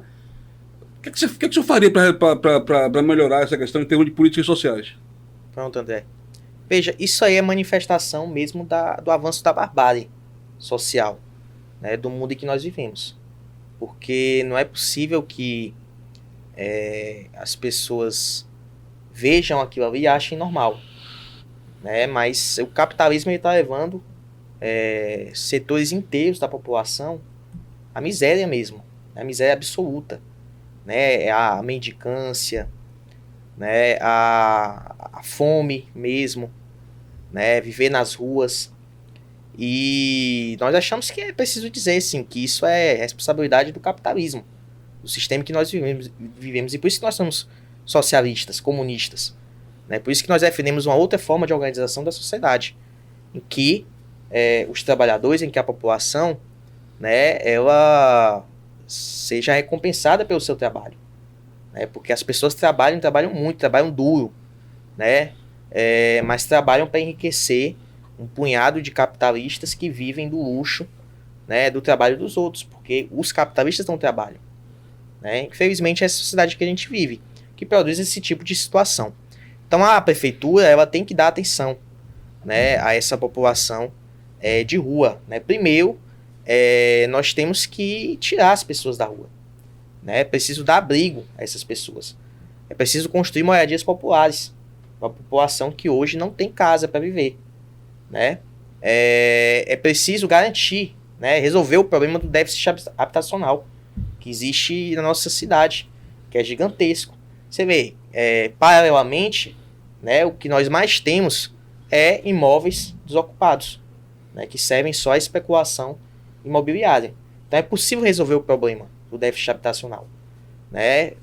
Basta colocar a vida das pessoas acima do lucro, né? Você fala da população de rua, mas veja, mesmo aquele que tem casa, né? Salvador é uma cidade em que a maioria da sua população vive em áreas de risco, né? Vive em áreas que estão sujeitas, por exemplo, a deslizamento, né? Que estão sujeitas a alagamento, né? Que estão sujeitas mesmo às suas moradias, né? Serem derrubadas, caírem, né? Imagine se acontecesse aqui em Salvador o que aconteceu lá no Rio Grande do Sul, né? Com uma chuvinha, a cidade, né, desaba. Imagine o que aconteceu lá. Isso é uma demonstração de que não existe política também habitacional por parte da prefeitura.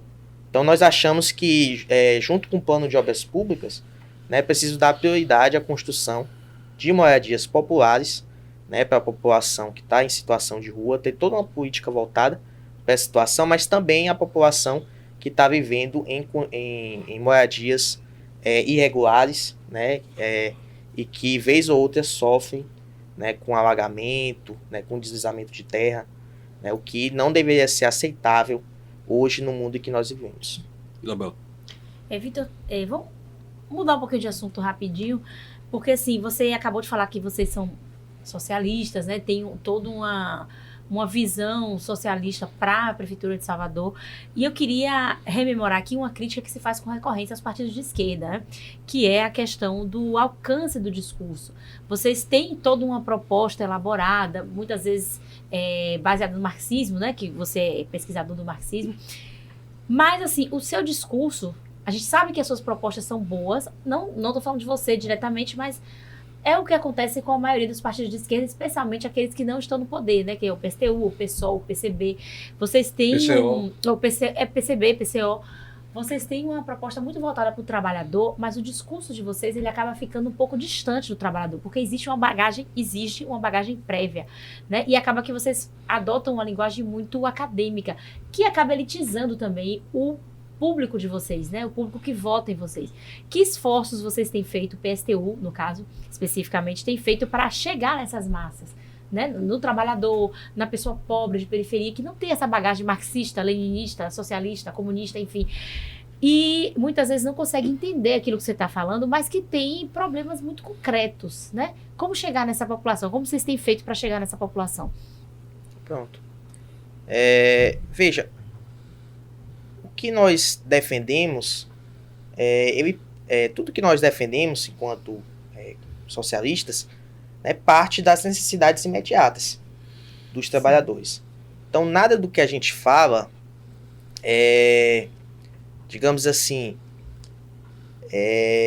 tá fora da realidade, né, da população.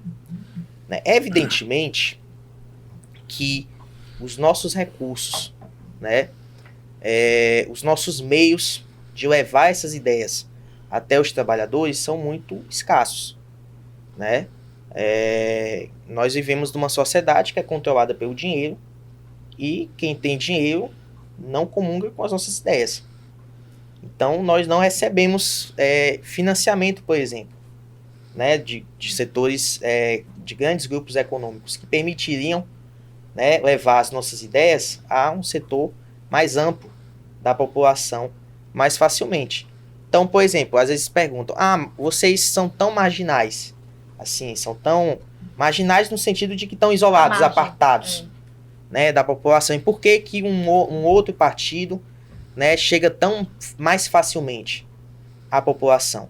Né? Mas não se pergunta se os recursos são os mesmos, né? E a gente sabe que é muito mais fácil você chegar, né, a um determinado local com promessas, mesmo que sejam promessas vazias, né, de que vão resolver os problemas da população, né, simplesmente se elegendo, chegando ao poder, ou seja, como vereador ou como prefeito, né, do que você discutir com a população, né, que ela própria tem que resolver os seus problemas, que são os próprios trabalhadores que têm que resolver os seus problemas. Porque a gente nunca se propôs, enquanto partido, a substituir os trabalhadores, a dizer que nós vamos resolver por eles, né? Pelo contrário, a gente acha que tudo que a gente está propondo aqui só vai ser alcançado se os próprios trabalhadores, se o conjunto da população se organizar e se mobilizar para garantir que isso seja efetivado.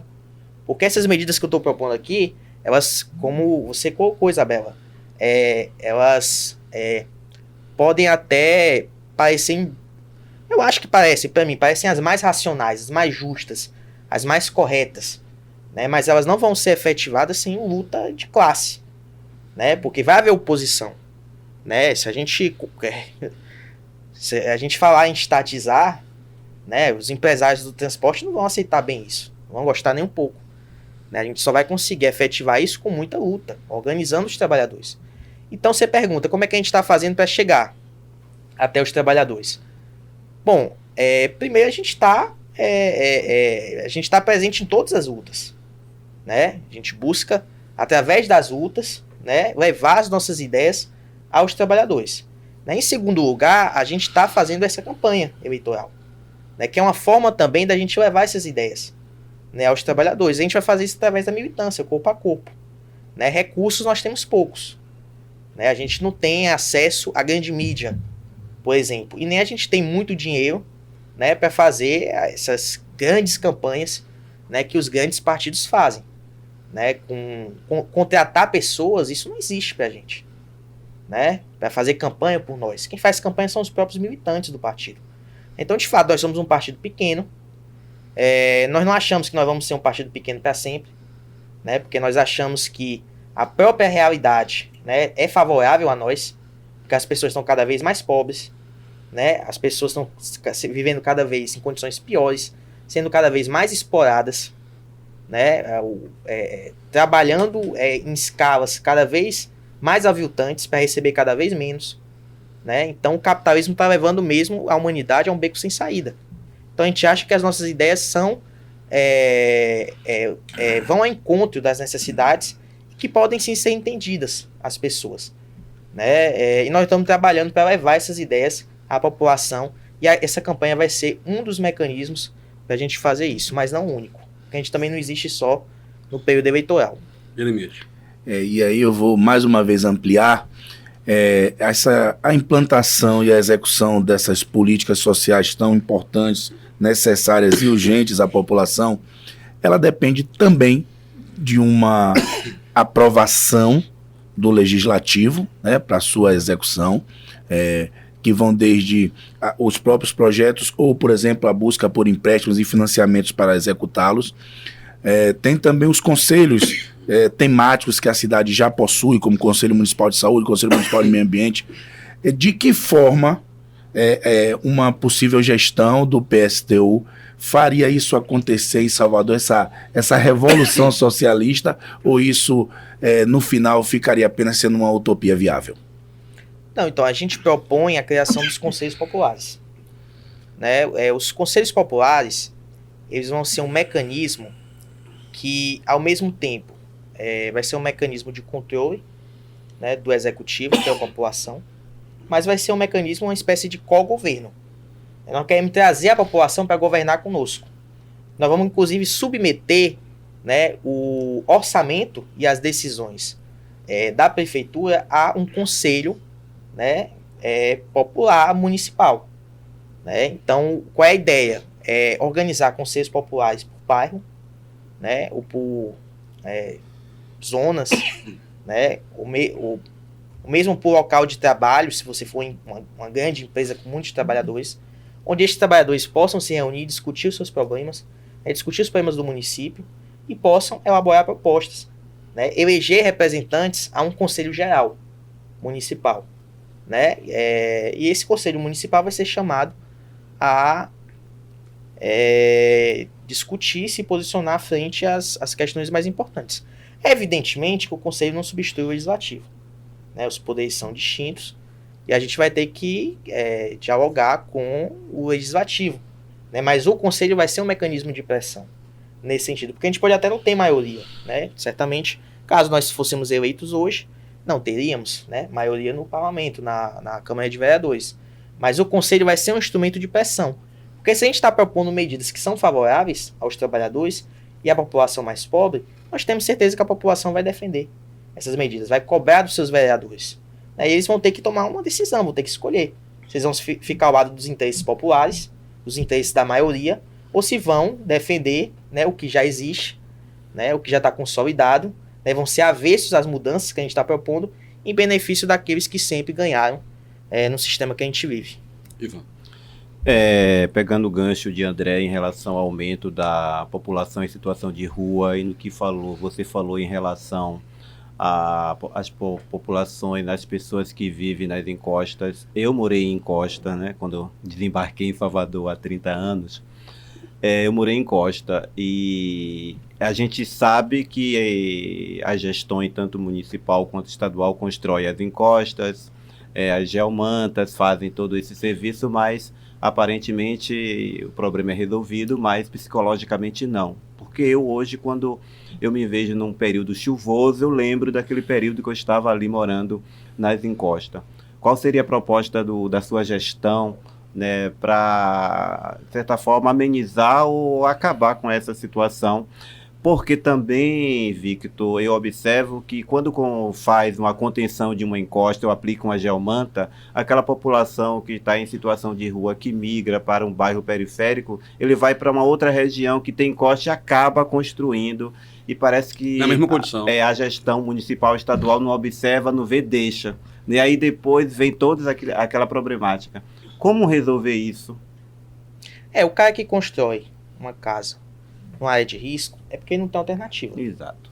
Né? Então, se a população que muitas vezes está na rua, né, e vai buscar construir seu barraco numa encosta, é porque o poder público, né, ou melhor dizendo, a sociedade, né, da qual o poder público é sua expressão, não dá condições para que essas pessoas tenham uma vida digna, uma moradia digna, né? Então a prefeitura tem que agir no sentido de resolver isso, de dar condições para que essas pessoas não tenham que se arriscar, né, a morrer, inclusive os seus filhos, né, colocar em risco a vida dos seus filhos, porque não tem local para viver, né? É por isso também que as pessoas ocupam, né? A gente tem ocupações acontecendo em Salvador, né, de prédios públicos que estão abandonados, né? Então a nossa prefeitura ela vai tratar, né, como prioridade a questão da moradia, a questão da habitação. Né? Primeiro, a gente vai regularizar todas essas ocupações, acabar com o despejo, né?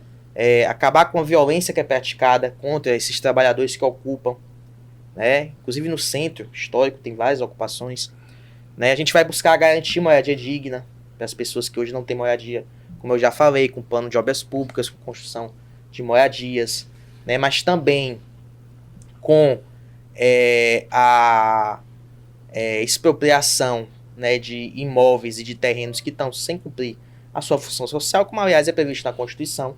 Eu dei o exemplo do IPTU. Nós podemos fazer isso, por exemplo, com os principais devedores, né, do IPTU, a prefeitura, né, que eles possam arcar com as suas dívidas, né, e pagar a prefeitura através dos terrenos que eles têm hoje, né, e que não estão sendo utilizados, né, e que, portanto, não tem função social. Então, acho que isso que você colocou é muito importante, né, e é a expressão da realidade que a boa parte da população vive, né, que é mesmo de estar no desalento, de não ter apoio, né, do poder público, né, e tudo isso é consequência do capitalismo, da sociedade que a gente vive. Então, a prefeitura deve agir no sentido de reverter, né, essas consequências que são consequências desse próprio regime social, né, que é bastante injusto. Estamos caminhando para o final do programa e a gente tem um tema para trabalhar que é a segurança, mas estamos também fazendo perguntas livres. Eu estou mantendo a linha, mas que cada um pergunte o que tiver vontade de perguntar. Segurança é uma daquelas perguntas que se faz e que os prefeitos sempre se defendem com o escudo de que não é um problema do prefeito. Segurança é um problema do Estado. Sempre ouvi falar. A gente tem hoje em Salvador, e não é uma crítica, é só uma observação, uma guarda municipal armada, tão bem armada quanto a Polícia Militar da Bahia. Nós temos hoje guarda municipal com fuzil, com pistola, com metralhadora, com carros também modernos. Enfim, já dá para a cidade pensar também em segurança, mas ao que se entende, ao que se percebe, de alguma forma isso não adiantou muito. Né? Os baianos, os soteropolitanos, eles não se sentem seguros em lugar nenhum, em nenhum bairro.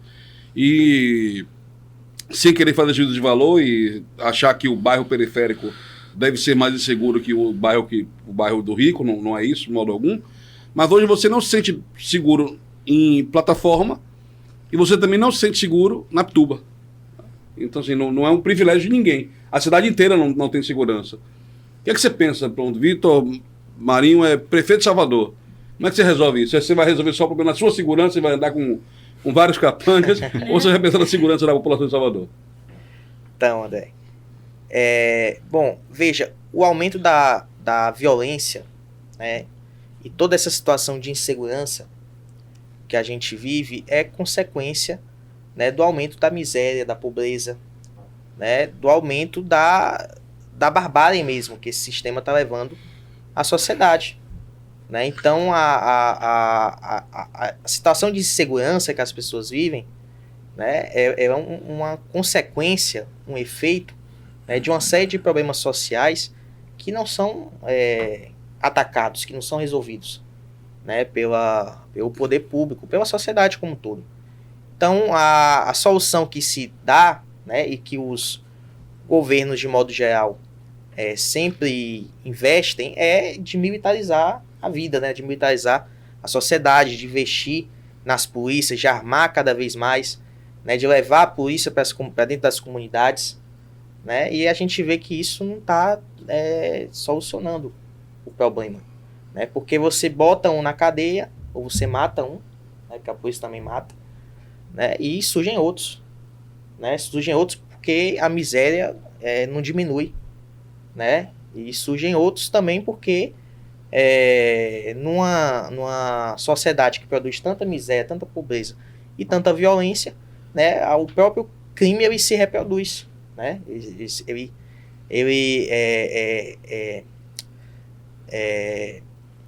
coopta, né, novas pessoas, né, então tem uma série de questões, né, evidentemente que na prefeitura a gente não vai resolver todos os problemas, não tem nem como fazer isso, né, porque são problemas que não são restritos aqui ao município. E nem podem ser resolvidos só pelo poder público municipal. né? São problemas sociais. Tá vendo que eu falei que o prefeito se defende lá? Já. Pois é. Não, mas não é que eu tô defendendo, é que eu tô dizendo que a gente tem que ir além, entendeu? Que a gente tem que ir além desse sistema, inclusive, além do capitalismo, né? Por exemplo, uma das principais questões assim que impulsiona assim, o desenvolvimento da violência na nossa cidade, inclusive, é o crescimento das facções, né? Do crime organizado. Né? Isso tem tudo a ver com a questão da proibição, né? Da criminalização das drogas. Né? E aqueles que, em geral, aqueles que mais defendem, né, a militarização da vida, né, que a polícia se fortaleça, né, são aqueles que são contra, por exemplo, você descriminalizar as drogas, que é o que dá fôlego, né, a essas facções criminosas que vivem do comércio ilegal de drogas. Né? Então, o que é que a gente pode fazer em termos de prefeitura? Eu não acho que a guarda municipal ela tem que ser equiparada à polícia militar. Né? Eu não acho que é papel da guarda municipal, por exemplo, realizar policiamento ostensivo. Né? Mas eu acho que a prefeitura ela tem como diminuir, né, ou amenizar as causas que levam ao aumento da violência na nossa cidade. Né? Seja através das políticas sociais, que a gente comentou anteriormente, seja através de políticas focalizadas para combater a violência contra segmentos específicos. Né? Por exemplo, combate à violência contra as mulheres. Né? É possível que a prefeitura tenha políticas nesse sentido. Seja também investindo em infraestrutura nos bairros, em iluminação, né? Asfaltamento, né? Tapamento de buraco. Né? Porque às vezes também muito do problema da insegurança que a gente vive é porque você tem medo de andar nas ruas, né? Porque você tem a violência comendo solta, né? Mas também porque as ruas são completamente ermas. Né? A gente anda, não tem sequer iluminação. Né? E a gente vê a cidade, em muitos locais da cidade, completamente abandonados, né? Do ponto de vista da infraestrutura da cidade. Né? Então, nesse sentido, eu acho que a prefeitura ela pode sim atuar, né? Para minimizar os efeitos da violência, mas nós não temos a menor ilusão de que é possível resolver esses problemas dentro dessa sociedade em que a gente vive, que é a causa que cria, né, a violência que a gente está, infelizmente, tendo que se acostumar a conviver diariamente. Isabela, lembrando que nós estamos na rodada final de perguntas. Certo, eu queria saber se você tem alguma proposta para promover a democratização da cultura, porque ultimamente a gente tem visto os preços dos ingressos, espetáculos, enfim, esses eventos culturais, eles têm tido um custo muito alto para a população e exclui a maioria da população, obviamente. Hoje em dia você não vai para um show pagando menos de R$60, é muito difícil. R$60 para um pai de família, quando você bota ele vai com a namorada, ele vai com a esposa e leva os filhos, você já tem quanto aí? 240, né? Qual a sua proposta assim, nessa questão da cultura de Salvador, democratização? Pronto. Então, eu acho que nós temos que incentivar a cultura popular, né, da cidade. Infelizmente, tem pouco incentivo, né, e sofre com a concorrência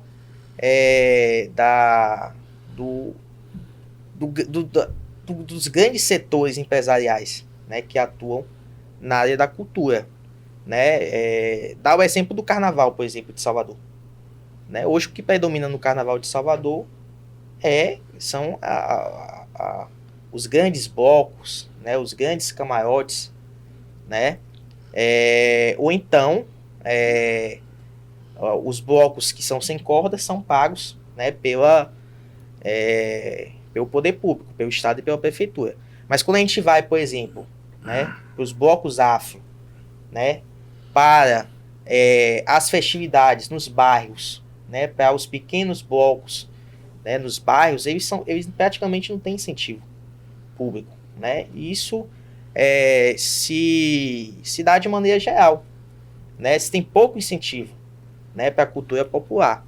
Então, acho que isso é uma das questões que tem que ser levadas em consideração, né? A prefeitura apoiar as manifestações populares, né, de cultura e levar a cultura para os bairros, né, populares. Né? A gente precisa ter teatro, né, ter praças públicas, porque também a cultura também se faz nas praças, também se faz nos espaços públicos, né, em que a população pode se reunir. Né? Precisa incentivar também, inclusive também nas escolas, né, para que a gente possa democratizar, como você falou, porque de fato, né, hoje, principalmente a chamada alta cultura, né, tá muito elitizada, né, e se cobra muito caro, né, é o teatro, né, às vezes é o show de música, né, principalmente dos artistas consagrados, né, dos grandes artistas, né, da cultura brasileira, dos grandes nomes da cultura brasileira, são caríssimos os ingressos, né, então isso tem que ser democratizado, né, tem que ser democratizado, o acesso a museus, né, o acesso ao cinema, né, o acesso ao teatro, né, isso tem que ser feito em parceria, né, com os cinemas e teatros que existem, né, em especial os cinemas de rua, né, e os teatros também, né, não necessariamente as grandes redes de cinema, né, dos shoppings, né, estou falando dos cinemas de rua, né, dos cinemas que existem ainda, né, parceria com esses cinemas e também com os teatros para levar a cultura à população de maneira democrática e acessível a todos. Victor, você enxerga que existe uma tentativa de polarização nas eleições municipais, né, o candidato do presidente, o candidato do ex-presidente, e de que forma o PSTU se vê nesse cenário aí?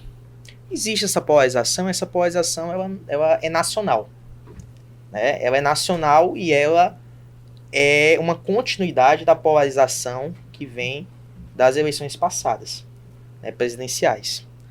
Né? Então, de fato, existe sim uma polarização, né, entre a ultradireita, né, bolsonarista, e a frente ampla, chamada frente ampla, capitaneada, né, pelo Lula e pelo PT. Né? Aqui em Salvador, ela se expressa de uma forma particular, porque a gente não tem um candidato da extrema-direita. Não tem uma candidatura da extrema-direita aqui em Salvador.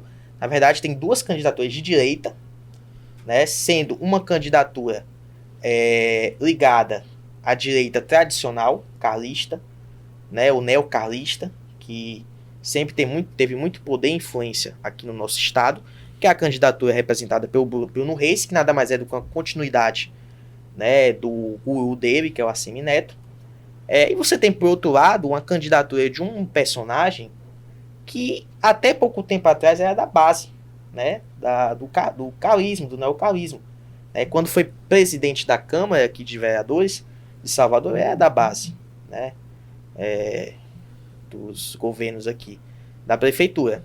E é uma figura que se renova, assim, né, buscando novas alianças, mas isso também é expressão, né, da política que o PT tem, né, e que os setores assim majoritários hegemônicos da esquerda têm, de buscar conciliar, né, de buscar trazer, né, para o seu lado setores que são inimigos, né, dos trabalhadores, né, inimigos de classe mesmo, né, setores que representam os interesses do patronato, dos patrões, né, dos ricos, dos poderosos, né. Então isso tem a ver com a política que o PT tem, né, de buscar fazer essa conciliação de classes com a burguesia, com o grande empresariado, o que impede, né, que esse partido possa atender de fato às necessidades dos trabalhadores, porque ele não consegue se chocar, né, com os grandes capitalistas. Então essa polarização, ela existe, né, mas ela também tem os seus aspectos de falsidade, é uma falsa polarização, né, porque tudo bem, é uma polarização porque são dois grupos políticos distintos, né, que disputam o controle do Estado, né, tanto no governo estadual como na capital, né, mas que no fundo defendem coisas muito próximas, coisas muito parecidas, né? Você não tem como achar que o Geraldo Júnior se diferencia em muita coisa do Bruno Reis, né? Quer dizer, se alguém acha que uma prefeitura do Geraldo Júnior vai ser muito diferente, que ele representa um projeto político diferente, alternativo ao atual prefeito, que vai priorizar os trabalhadores, que vai priorizar a população pobre, ou ele vai manter, né, a mesma política atual, que é de vender a cidade, né, em benefício dos grandes empresários. É isso que eu acho. Eu acho que existe essa polarização, sim, que inclusive atua para invisibilizar, né, as outras candidaturas, como a minha, mas não só a minha, né, os outros candidatos de esquerda, né, mas é uma polarização falsa, porque no fundo eles representam os mesmos interesses, né, e defendem um mesmo modelo de cidade, que é uma cidade a serviço do capital, né, e não a serviço do povo pobre e dos trabalhadores. Ivan. Victor, como disputar uma eleição diante de partidos com poderes aquisitivos e diante de não ter um minuto sequer, um segundo em rádio e TV? Como é essa disputa para você? Isso então, Ivan, é um desafio, né? É um desafio porque as condições eleitorais, assim, são muito difíceis, né, assim, para o nosso partido, né, são muito desiguais, né, a última reforma eleitoral, né, ou contra-reforma, melhor dizendo, né, que foi aprovada na Câmara dos Deputados, ela praticamente colocou o nosso partido numa situação de semi-legalidade. Por que eu digo isso? É porque a gente até pode lançar candidaturas, mas a gente não tem acesso a nenhuma das condições que tornem as nossas candidaturas minimamente competitivas. Nem verba partidária? Nada? A gente não tem acesso a fundo partidário, né, que a gente tem acesso ao fundo eleitoral. Que é obrigatório. Que é obrigatório, mas nós recebemos o valor mínimo, cerca de 3 milhões, para todo o país. Né? Imagine que, e no caso do PSTU, isso é mais complicado, porque o PSTU é um partido que prefere, né, assim, tradicionalmente prefere lançar candidaturas próprias, né, porque a gente usa o espaço das eleições para divulgar os nossos programas, as nossas ideias, o nosso partido, né? Então, por exemplo, a gente tem, assim, proporcionalmente, a gente tem mais candidatos normalmente do que os outros partidos que fazem coligações, né? Que fazem frentes amplas de vários partidos e aí se revezam, né, em cada local lança candidato por um ou outro partido. Então a gente acaba tendo candidatos em quase todas as capitais, né? E aí para dividir, e além também de muitas cidades, né, de médio porte, né, aí pelo país. Então, para dividir esse recurso acaba ficando pouco. Fora isso, a gente não tem tempo de TV e rádio, né? Não há obrigatoriedade de nos convidar para os debates, dos grandes debates de TV. Por isso até que a gente agradece, né, o convite da Rádio e TV Câmara de Salvador, né, que democratiza o espaço. Mas a nossa campanha vai ser uma campanha corpo a corpo, né, vai ser uma campanha de militância, né, porque a gente não tem dinheiro e também não é da nossa prática política contratar ninguém para fazer campanha por nós, né. A gente utiliza a força da nossa militância, dos nossos militantes do PSTU, para levar as nossas ideias para o conjunto da população, dos trabalhadores, seja no período das eleições ou não. Né? No dia a dia a gente faz a mesma coisa, né? E é o que a gente vai fazer também durante as eleições, aproveitar esse espaço para levar as nossas ideias para o maior número de pessoas, né? E tentar tornar o nosso partido mais conhecido e tornar as nossas ideias mais conhecidas, né? Tornar o socialismo uma ideia mais conhecida ao conjunto da população. Queria fazer uma última pergunta e depois você já pode fazer suas considerações finais e pedir o voto, pedir o apoio da população, se disser à vontade. Mas eu queria saber o seguinte, vai que vocês não ganham no primeiro turno e não vão para o segundo turno. E tem segundo turno, mas o PSTU não foi, vamos dizer assim, né? E aí, vamos apoiar um lado, vamos ser assediados e tal. Quem você apoiaria no segundo turno? Veja, a gente está disputando o primeiro turno, né? Então, o que eu posso dizer de antemão é que um eventual segundo turno entre Bruno Reis e Geraldo Júnior, nós voltamos nu. Volta nu? Voltamos nu. Essa vai ser a nossa indicação, né? Porque, como eu disse aqui, é uma falsa polarização, né? Ambos são candidatos patronais que estão a serviço dos grandes empresários, dos grandes capitalistas que não representam os interesses dos trabalhadores, que vão governar a cidade a serviço dos ricos, dos poderosos, da mesma forma que sempre governaram, né? Independentemente, os dois são de direita, né? Sequer Geraldo Júnior é um candidato ligado à esquerda, aos movimentos sociais, nada disso.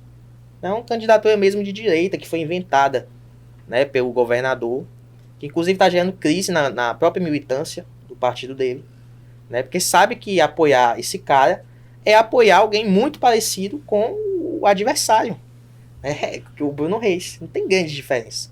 Então, no eventual segundo turno entre os dois, eu já posso dizer de antemão que o nosso voto é nulo. Né? Numa situação em que vá um candidato da esquerda, aí nós vamos decidir a nossa posição, né, e vamos publicizar. Agora, claro, a gente luta, né, para que sejamos nós a representar a esquerda no eventual segundo turno nas eleições aqui em Salvador, né, com poucos recursos, mas na medida das nossas forças nós vamos trabalhar para isso. Pronto, agora 1 minuto para olhar para a câmera ali e pedir o voto, ou melhor, voto ainda não, porque não pode pedir, mas pedir o apoio da população à sua candidatura a prefeito de Salvador. Então, PSTU lançou a minha candidatura não é minha, né?